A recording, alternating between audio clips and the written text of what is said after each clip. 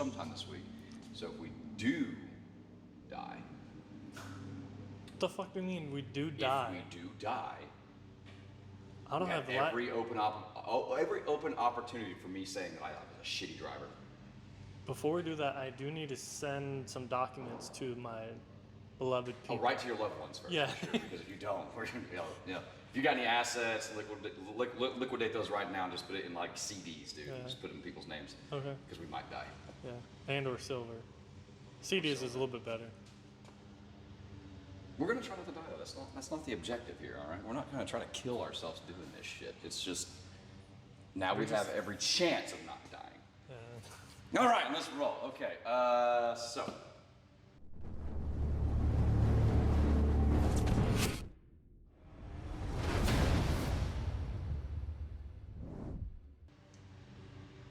What's going on, guys? Welcome back to the YouTube channel.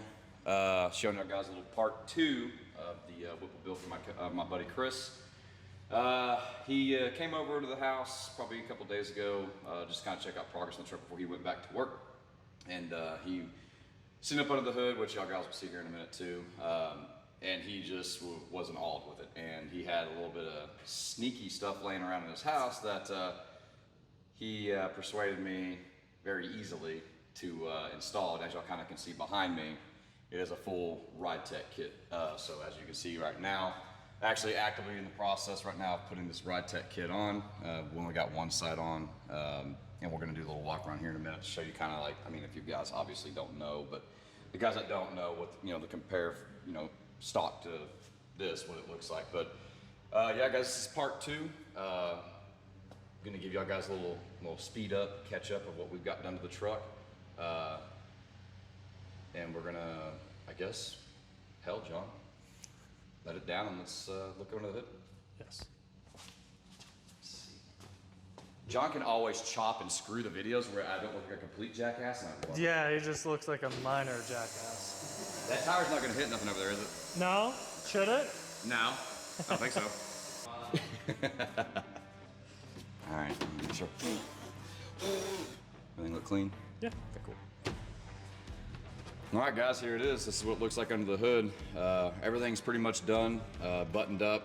All I've got to do now is wait on a tune from Lund to start it up. I'd start it up for y'all guys right now, but we're gonna save that for part 3 when we actually go drive the truck, do some street logging for Lund, and actually have the truck looking more appropriate for what's under the hood right now. But yeah, guys, as you can clearly see, the truck's completely finished up. Blower's on, everything's finished up, exhaust is complete. This thing's gonna be nasty. This thing is gonna be very fast. He's gonna almost motivate me to do more stuff to my truck, because this thing, as y'all guys, if y'all keep up with the channel, y'all know my truck's pretty much built just like this truck is, but it's gonna be exponentially faster than mine. So he's gonna probably motivate me to go E85 in the 4 fuel system just to see the taillights of this truck. But yeah, this is under the hood. Let's go ahead and throw it up in there and see what all the exhaust work looks like underneath. Okay, so up under the truck.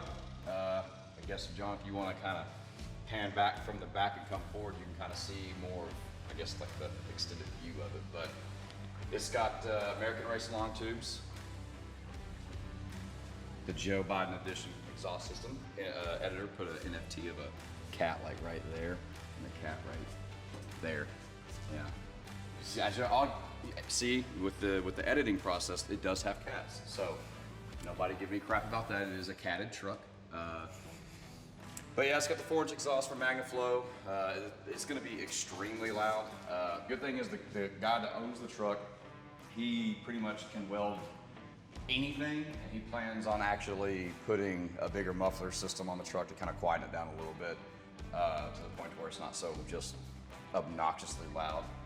But yeah, guys, that's what we've been up to. The truck's still in the process of getting finished up. I've got to get the rear done today, pretty much get the whole lowering kit done today, and then when I get the lowering kit done, get the wheels put on it. Hopefully by that time, Lund gives me a file session or a file tune that I can base start the truck up, and then hopefully from there we get tuning in it. I go scare the crap out of you, John, and hopefully we don't die. Like I said, liquidate your assets right now because we might need to. But yeah, guys, see you guys on the next one. Peace.